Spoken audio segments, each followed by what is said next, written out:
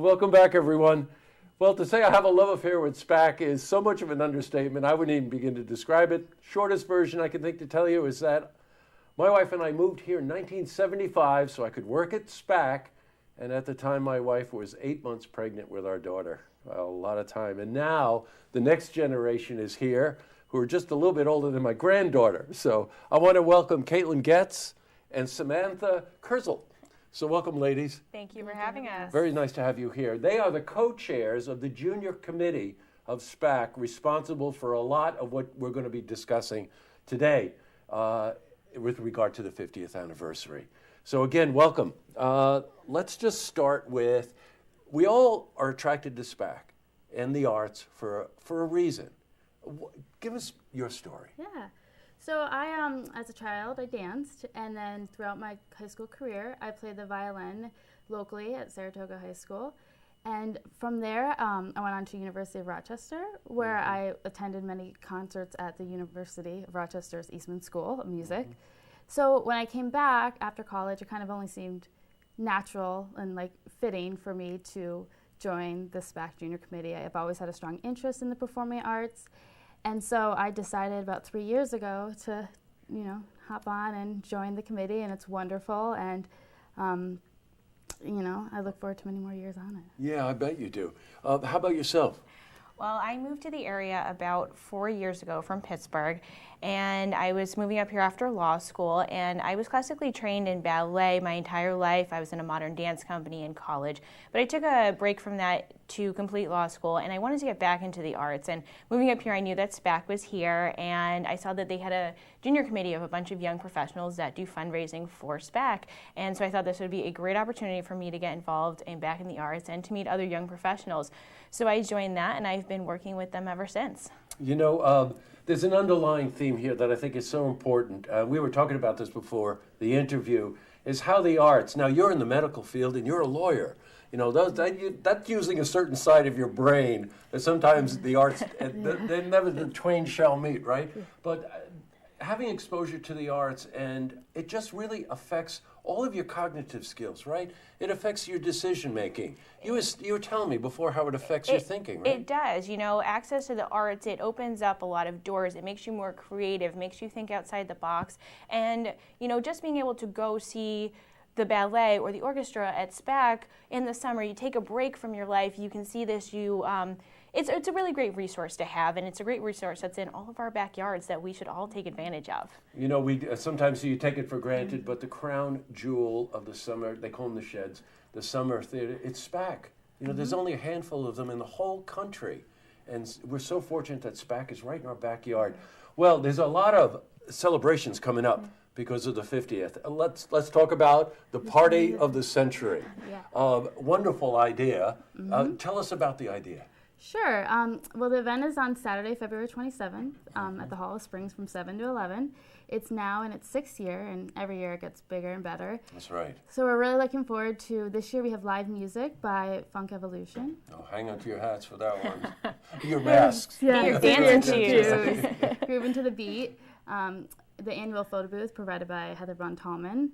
And then we have some new attractions this year to kind of add to the mix, a character artist. We're adding some bigger raffle items.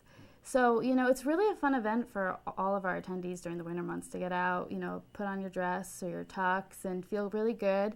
And all the funds go to support SPAC's classical programming and educational activities. Oh, yes, that's an important thing. Now, every year, I think it was last year or a couple of years ago, they always take something from pop culture. So it was Mad Men. I remember that when everybody was dressing in period pieces from that.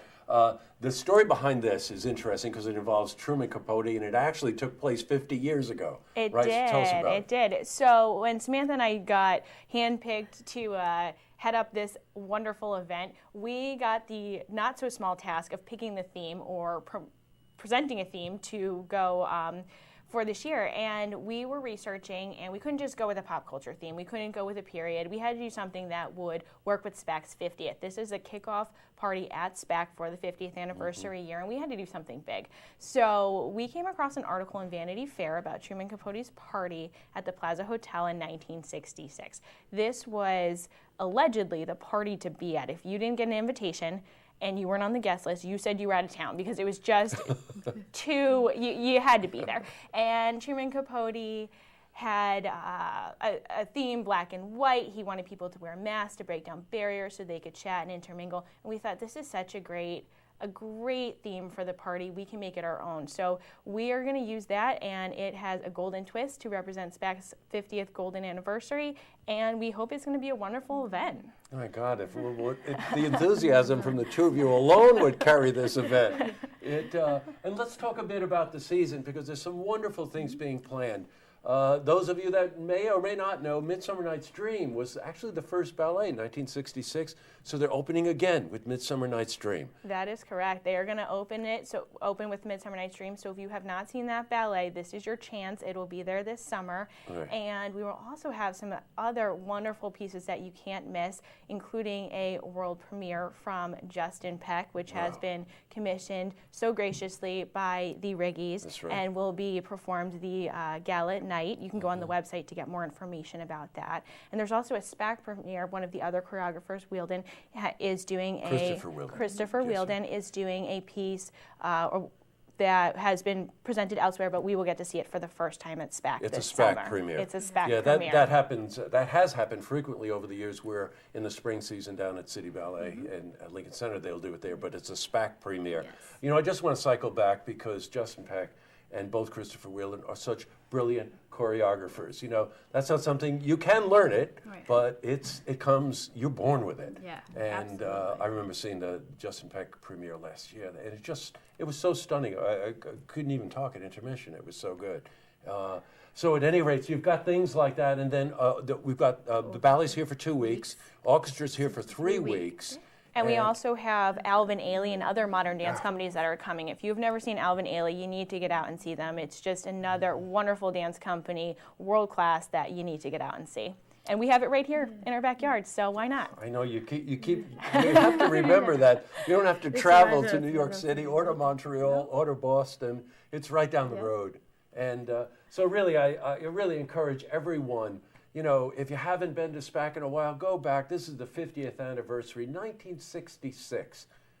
Man, unbelievable. And we've got world premieres, and obviously the next generation is taking over. So it's really wonderful to have both of you here. Best of luck this summer. And that ball sounds like it's going to be pretty exciting, right? Yeah, we can't wait to see everybody there. Good. Thank you very much for coming in. Thank you. Thank you. To see this interview again, you can head to our website, looktvonline.com.